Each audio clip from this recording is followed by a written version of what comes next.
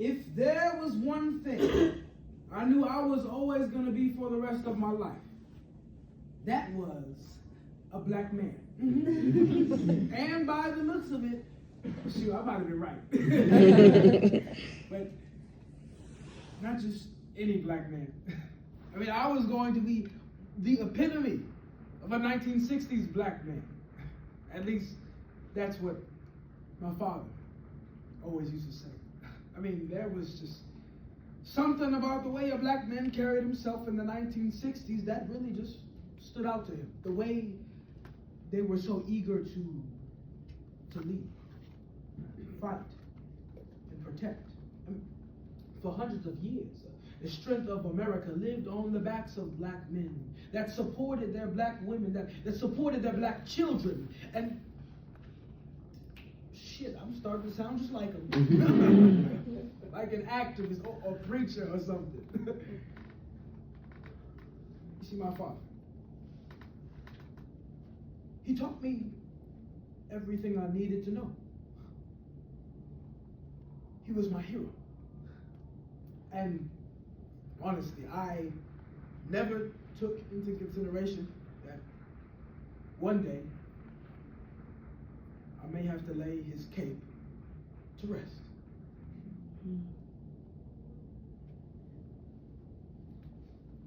There comes a time in our life when we must become the caretakers for our parents. And for some, this may come a lot sooner than others. You see, when parents get sick, their children often have to step up and support them as this disease progresses. But for these children, it can seem as if they are mourning the loss of their parent twice. The Alzheimer's Society of Canada describes this as an ambiguous loss, where we realize the questions we never asked, the stories we never heard, and the expectations that can no longer be met. And then we experience this loss all over again once our parent has actually passed.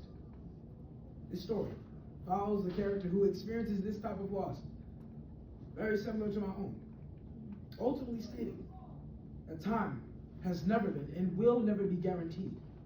So please, take this performance as a call to action, to simply just reach out to your loved ones, to your parents or anyone who has filled you with life. Just reach out while you still can. Epitome by Brandon Hill. Now, I'm going to be honest, I wasn't really that focused on being the epitome of a 1960s black man while growing up. I mean, I was focused on, you know, liking girls. Or skipping school and all that.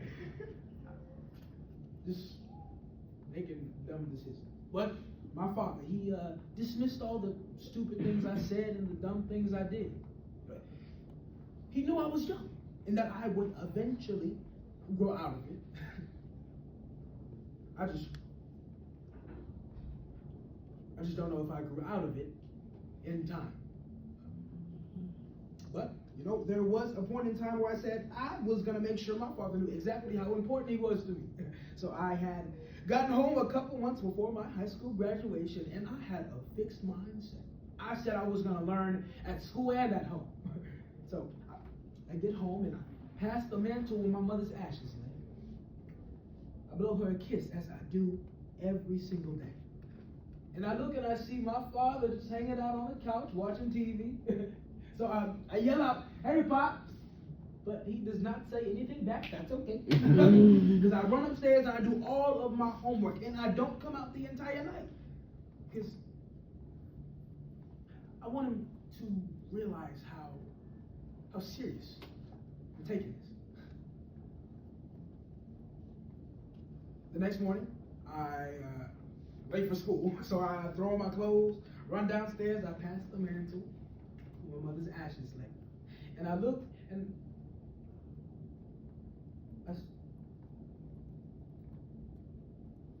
I see my father just in the same chair he was in last night. And he's sitting so still, it looks like he's gone. And I had already buried my mother. The last thing I needed to do was bury my father. So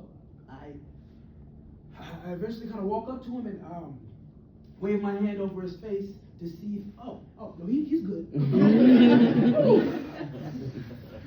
Yeah, you got me, Dad. Are you okay? Dad. Dad.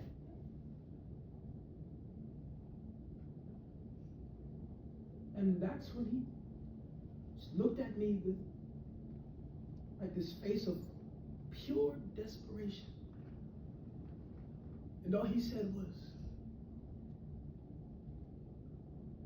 "Hey, son, when did you get home?"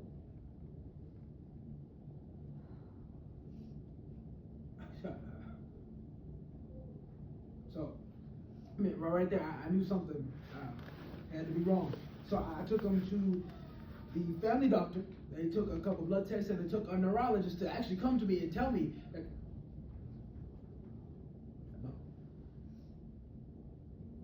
my father had dementia. Probably one of the worst illnesses that I have ever experienced. You see, progressing with dementia means that every day that goes forward, his brain kind of takes a step backwards. It means the things that he used to do, he doesn't quite understand. He looks at the stove and doesn't realize it gets hot. He screams out my name and he screams out Justin. My name is Andrew. Andrew Jr. Hell, it's his name. I want to say something. I really do. It's not what I'm supposed to do, right? At the end of the day, it doesn't matter.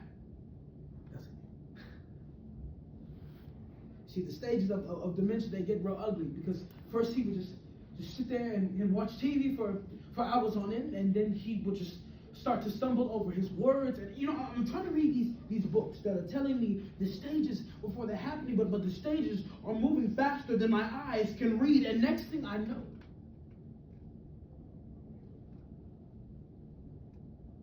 he's just silent.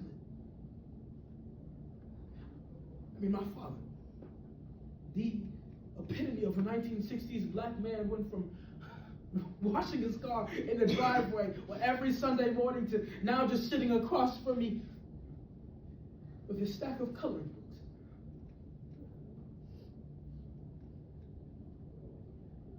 And to be honest, there are times that I smile. Because I've never seen my dad color before.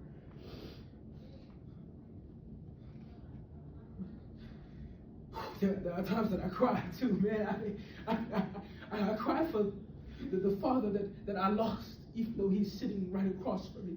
I cry for the man that he doesn't even know anymore. Man, see, I was too young to actually realize it back then, but now I know that time isn't guaranteed. Life doesn't work on a 24-hour schedule the way that life doesn't give a shit whether you're ready for these responsibilities. Life doesn't give a shit whether you just want one more moment with your father, not whoever this.